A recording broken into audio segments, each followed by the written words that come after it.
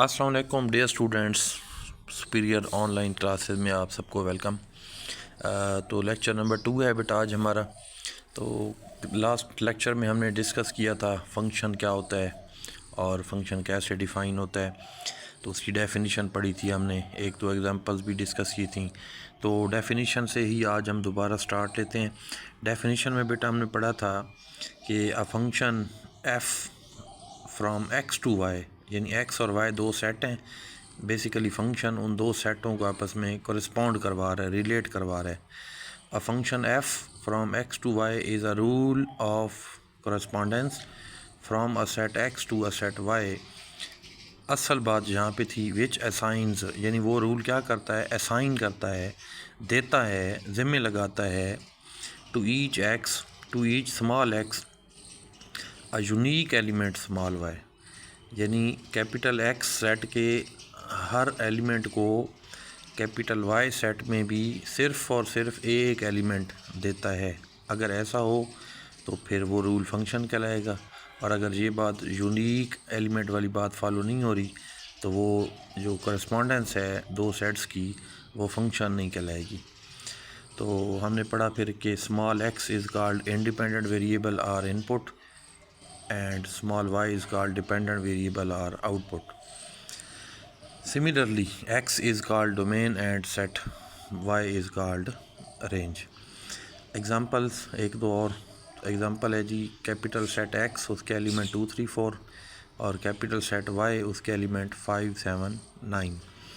अब यहाँ पे देखें तो कैपिटल सेट x में से एक एलिमेंट लिया 2, तो उसको कैपिटल वाई सेट में भी सिर्फ और सिर्फ एक ही एलिमेंट मिल रहा है जो कि है 5। इसी तरह कैपिटल एक्स सेट में से एक एलिमेंट लिया 3, तो उसको कैपिटल वाई सेट में भी सिर्फ और सिर्फ एक ही एलिमेंट मिल रहा है 7।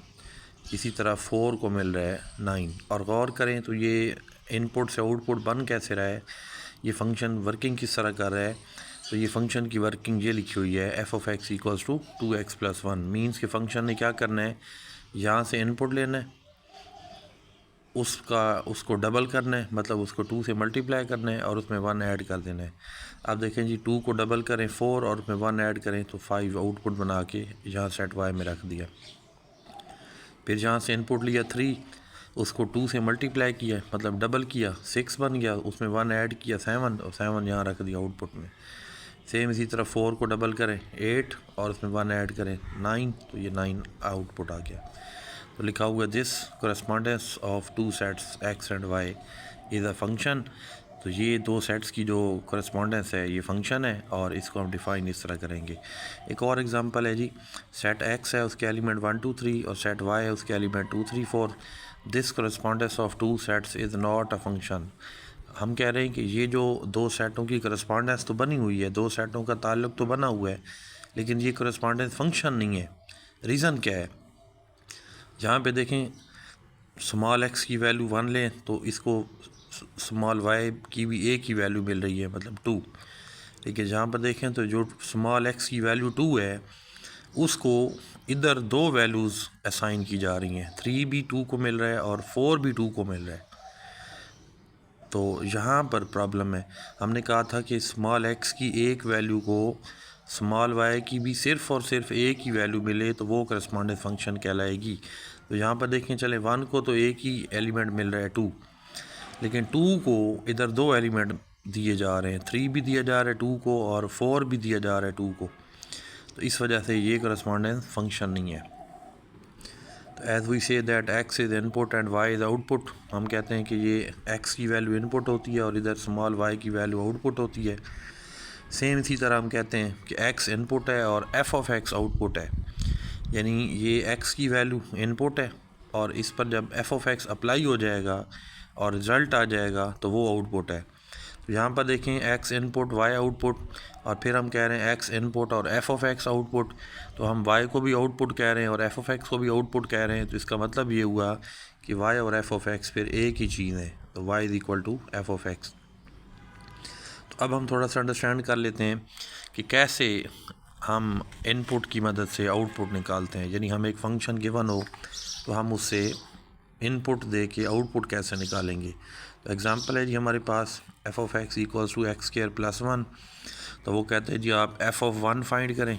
इसका मतलब क्या हुआ कि आप इनपुट दें 1 और आउटपुट फाइंड करें। एफ़ ऑफ 2 फाइंड करें, इसका मतलब क्या हुआ जी, इनपुट दें 2 और आउटपुट फाइंड करें। और सेम इसी तरह एफ़ ऑफ 3 फाइंड करें, इसका मतलब क्या हुआ कि आप इस फंक्शन को इनपुट 3 दे के इस फंक्शन का आउटपुट जो है वो फाइंड करें।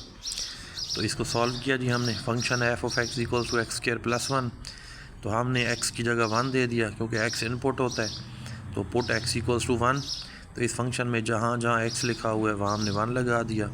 ये देखें जी F of 1 is equal to 1 का स्क्वायर प्लस 1। इसको सॉल्व करते गए एफ़ ऑफ 1 का आंसर आ गया 2। सेम इसी तरह फंक्शन है f of x equals to x square plus 1, उसको इनपुट दिया 2, तो 2 इनपुट दे के सॉल्व किया तो आउटपुट आ गया 5। और just like same f of x equals to x square plus 1, input दिया 3 और इनपुट 3 दे के जब सॉल्व किया तो आंसर आ गया 10। तो ये थी हमारी कुछ फंक्शन के बारे में डिस्कशन। अब नेक्स्ट टॉपिक है हमारा टाइप्स ऑफ फंक्शन। फंक्शन की कुछ टाइप्स होती हैं, some important types of function are given below. तो इसमें बेटा सबसे पहली टाइप है अलजेब्रिक फंक्शन। अलजेब्रिक फंक्शन, तो अलजबरा से आप लोग अच्छी तरह फेमिलियर हैं, फर्स्ट ईयर में आप अलजबरा का पूरे चैप्टर पढ़ चुके हैं। तो डेफिनेशन है जी, algebraic functions are those functions, algebraic functions वो फंक्शन होते हैं विच आर डिफाइंड बाय, जो डिफाइंड होते हैं बाय अलजेब्रिक एक्सप्रेशंस, जिनको अलजेब्रिक एक्सप्रेशंस की मदद से डिफ़ाइन किया जाता है। फिर अलजेब्रिक फंक्शंस की मज़ीद आगे टाइप्स हैं। पहली टाइप है जी पोलिनोमियल फंक्शन। अब पोलिनोमियल के बारे में भी आप फर्स्ट ईयर में पढ़ चुके हैं, वो जो रिमाइंडर थ्योरम और फैक्टर थ्योरम और उस एक्सरसाइज में सारा पोलिनोमियल का जिक्र था। तो एक पोलिनोमियल की जनरल फॉर्म ये होती है P of x equals to A N X power N plus A N minus 1 x power N minus 1 plus A N minus 2 X power N minus 2 plus up to so on A 2 X square plus A 1 X plus A naught. ये general form है जी, यहाँ पर A N minus 1 A N minus 2 up to so on A 2 a 1 a naught, ये सारे coefficient होंगे। और x power N minus 1 x power N minus 2, ये सारी वेरिएबल टर्म्स होंगी। और इसमें पोलिनोमियल में ख़ास बात सिर्फ ये होती है जो फर्स्ट ईयर में भी हमने सीखी थी कि वेरिएबल की जो पावर है वो पॉजिटिव इंटीजर होना चाहिए। मतलब पावर 2 हो जाए, 3 हो जाए, 7 हो जाए, 10 हो जाए, 100 हो जाए, पावर नेगेटिव ना हो और पावर फ्रैक्शन में ना हो, तो उसको हम पोलिनोमियल कहते हैं। तो वो कहते हैं जी इस तरह का फंक्शन जो कि पोलिनोमियल की शक्ल में लिखा हुआ हो तो उसको हम कहते हैं पोलिनोमियल फंक्शन। इसकी एग्जांपल आ रही है जी, P of x equals to 2x power 4 minus 3x power 3 plus 2x minus 1। तो ये पोलिनोमियल फंक्शन है हमारे पास। Is a polynomial function of degree 4 with leading coefficient 2। जो सबसे पहली टर्म का कोफिशिएंट होता है उसको हम लीडिंग कोफिशिएंट कहते हैं। तो अलजेब्रिक फंक्शन की दूसरी टाइप है जी लीनियर फंक्शन। जैसा कि नाम से हिंट मिल रहा है, लीनियर इक्वेशन हम पढ़ते रहते हैं। तो ऐसा अलजेब्रिक एक्सप्रेशन जिसमें वेरिएबल की पावर 1 हो। If the degree of a polynomial is 1 then it is called a linear function. इसके एग्जांपल आ गई जी हमारे पास। For example F of x equals to 3x plus 4 और y is equal to 3x plus 4 is a linear function. Next है ये हमारे पास अलजेब्रिक फंक्शन की तीसरी टाइप आइडेंटिटी फंक्शन। अगेन जहाँ पर नाम से हिंट मिल रहा है आइडेंटिटी फंक्शन, मतलब ऐसा फंक्शन जिसकी इनपुट और आउटपुट सेम हो, उसे हम कहते हैं आइडेंटिटी फंक्शन। तो आइडेंटिटी फंक्शन एक ख़ास किस्म का फंक्शन है, इसलिए इसको हम f की बजाय कैपिटल I से डिनोट कर रहे हैं। For any set x a function I from x to x of the form I of x equals to x। देखें जो इनपुट है वही आउटपुट है, is called an identity function. Next algebraic function की चौथी टाइप है constant function. तो again नाम से हिंट मिल रहा है कांस्टेंट फंक्शन, मतलब इसका आउटपुट हर बार कांस्टेंट होगा। आप इनपुट चेंज करते रहें लेकिन आउटपुट हर बार सेम आएगा। Let x and y be sets of real numbers a function c। अब देखें चूँकि कांस्टेंट फंक्शन भी एक ख़ास किस्म का फंक्शन है, लिहाजा इसको भी हम f से डिनोट करने की बजाय c से डिनोट कर रहे हैं। A function c from x to y defined by c of x equals to a। अब इसका मतलब क्या हुआ जी, आप यहाँ x की जगह जो मर्ज़ी इनपुट डाल दें, 1 डाल दें, 2 डाल दें, 3 डाल दें, 10 डाल दें, तो उसका आउटपुट हर बार स्मॉल a ही आएगा। इस वजह से हम इसको कह रहे हैं constant function. For example c of x equals to 2। Again इसी तरह आप इस x की जगह जो मर्ज़ी इनपुट डालते रहें, इसका जो आउटपुट है वो 2 ही आएगा। This is called a constant function. Next last type है जी अलजबरिक फंक्शन की, वो है रेशनल फंक्शन। तो जैसे आप रेशनल नंबर पढ़ते हैं, ऐसा नंबर जो रेशो की शक्ल में हो, p ओवर q फॉर्म में हो, तो सेम इसी तरह यहाँ पर हम कहते हैं a function r of x of the form p of x over q of x where both p of x and q of x are polynomial function. तो रेशनल नंबर में हम पढ़ा करते थे कि p ओवर q फॉर्म जिसमें p और q दोनों इंटीजर हों, तो यहाँ पर हम कह रहे हैं कि p ऑफ x और q ऑफ x ये दोनों पोलिनोमियल फंक्शन हों, तो इनके मिलने से जो ये नया फंक्शन बनेगा जिसको हम r ऑफ x का नाम दे रहे हैं, उसको हम कहते हैं रेशनल फंक्शन। नेक्स्ट फंक्शन की दूसरी टाइप है हमारे पास ट्रिग्नोमेट्रिक फंक्शन। तो बहुत ही आसान सी टाइप, नाम से हिंट मिल रहा है, ऐसा फंक्शन जिसमें कोई ना कोई ट्रिग्नोमेट्रिक रेशो इन्वॉल्व हो जाए तो उसको हम कहते हैं ट्रिग्नोमेट्रिक फंक्शन। अब ट्रिग्नोमेट्रिक रेशो जो है वो 6 होती हैं, sine, cos, tangent, secant, cotangent. तो y is equal to sine x, y is equal to cos x, y is equal to tan x, y is equal to cot x, y is equal to secant x, y is equal to cosecant x. ये सारे क्या कहलाएंगे जी, trigonometric function. Next आ गया जी तीसरी type function की, इन्वर्स ट्रिग्नोमेट्रिक फंक्शन। तो इन्वर्स ट्रिग्नोमेट्रिक फंक्शन से भी आप लोग वाकिफ़ हैं, फर्स्ट ईयर में चैप्टर नंबर 13 पढ़ा था इन्वर्स फंक्शन। तो y is equal to sine inverse x, y is equal to cos inverse x, y is equal to tan inverse x, y is equal to secant inverse x, y is equal to cosecant inverse x, y is equal to cot inverse x. तो ये सारे function क्या कहलाएंगे जी, inverse trigonometric function. Next आगे है exponential function. अब नाम से हिंट मिल रहा है, थोड़ा सा इसको अंडरस्टैंड करना है। एक्सपोनेंशियल, ये एक्सपोनेंशियल इक्वेशन पढ़ी थी फर्स्ट ईयर में।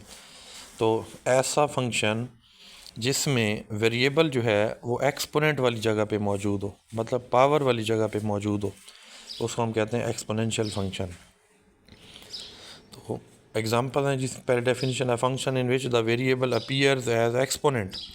ऐसा फंक्शन जिसमें वेरिएबल अपीयर हो रहा हो एक्सपोनेंट वाली जगह पे, पावर वाली जगह पे, is called an exponential function. Example है इसकी y is equal to e power a x. अब वेरिएबल तो हमारा x होता है और वो देखें तो पावर वाली जगह पे बैठा हुआ है, y is equal to e power x। अगेन वेरिएबल जो है वो पावर वाली जगह पे मौजूद है, y is equal to 2 power x।